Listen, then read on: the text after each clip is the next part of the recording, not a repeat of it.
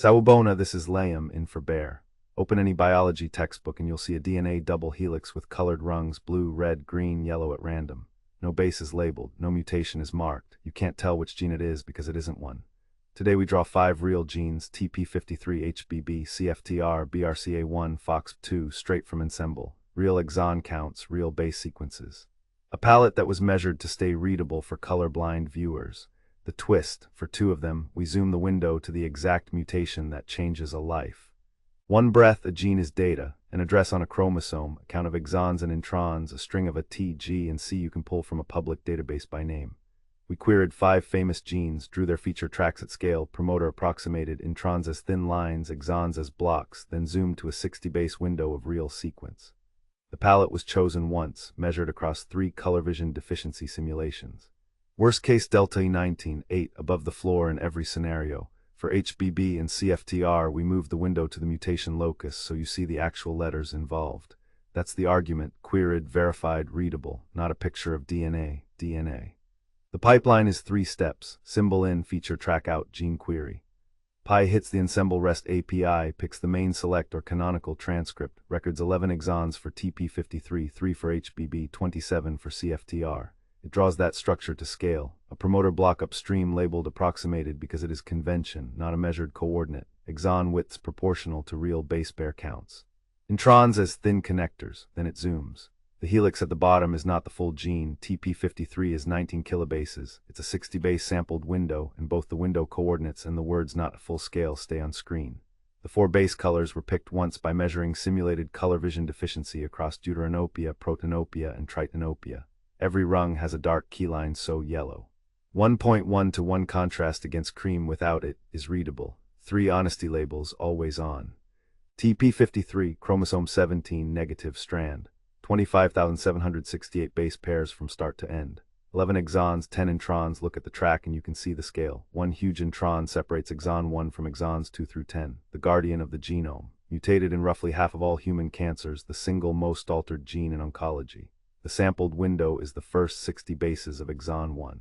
Coding strand, the sequence is real. A equals 28, T15, G14, C3 at rich, which you can see in the helix, predominantly black and vermilion rungs.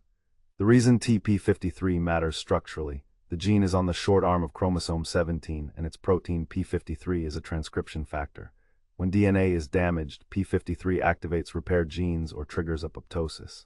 In cancer, 1 copy is typically mutated first, then the second copy is lost, a 2-hit model you can watch accumulate in tumor sequencing data. The mutation map for TP53 is not random. It clusters in the DNA binding domain, mostly missense substitutions, hotspots at codons 175, 248, 273. You cannot see those from the feature track. The track shows structure, not function. That is an honest limitation of the plate. HBB beta-globin, chromosome 11, 3 exons, the smallest gene in the set. The sampled window is not exon 1, we moved it to codon 6. That is where the sickle cell mutation lives. When adenine becomes a thymine in the coding sequence, GAG to GTG, glutamic acid to valine. Look at the helix. The sickle allele carries a T where the reference genome has an at that position. 1 black rung that should be vermilion. That letter changes the shape of hemoglobin under low oxygen. That shape change aggregates, the cell sickles. A disease carried by hundreds of millions of people worldwide, encoded in a single base. The sickle cell mutation is the most studied single nucleotide variant in medicine. It's also a story about selection pressure. The HBS allele confers heterozygote advantage against malaria. 1 copy, you carry both hemoglobins, you're partially protected from Plasmodium falciparum. 2 copies, sickle cell disease. The mutation is ancient, arose independently at least 5 times on different continents wherever malaria was endemic. You are looking at evolutionary pressure written in a single base. The plate shows you where in the gene. The biology explains why it survived. CFTR, the cystic fibrosis transmembrane conductance regulator. Chromosome 7, positive strand, roughly 189,000 base pairs of transcript, 27 exons. Look at the feature track, this is what a large gene looks like at scale. The sampled window is the F508 locus, 60 bases around the phenylalanine 508 position. The delta F508 mutation is not a substitution, it's a deletion. 3 bases CTT are missing in the most common CF allele. The sequence in the plate is the reference genome. The mutation removes the triplet. That triplet encodes phenylalanine. Without it, the protein misfolds, gets degraded before it reaches the cell membrane, and chloride transport fails. Delta F508 accounts for about 70% of CF alleles worldwide. The other 30% are spread across more than 2,000 other CFTR variants, which is why cystic fibrosis is clinically variable and why drug development has been complicated. The breakthrough, modulators like ivacaftor and lumacaftor don't fix the sequence, they help the misfolded protein reach the membrane anyway.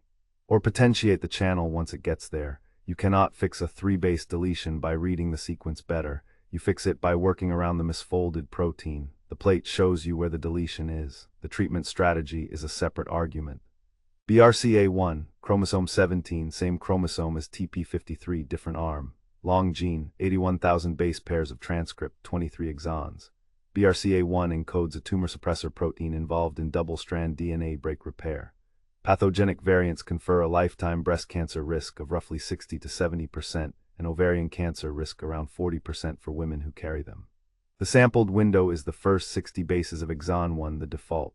There is no single famous mutation locus in BRCA1 the way there is in HBB or CFTR. The pathogenic variants are distributed across the gene. The risk comes from loss of function, not from one hotspot. The plate shows you the structure. The risk is in the whole thing. BRCA1 is the gene people test for before they're sick. That is what makes it different from everything else on this list, not the biology but the timing.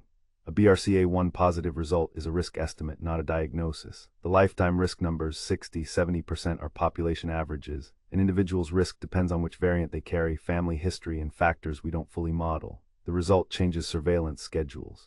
Prophylactic surgery decisions, family conversations. The gene is small on the screen, the consequence is not. FOXP2, chromosome 7, positive strand, opposite arm from CFTR, a forkhead box transcription factor.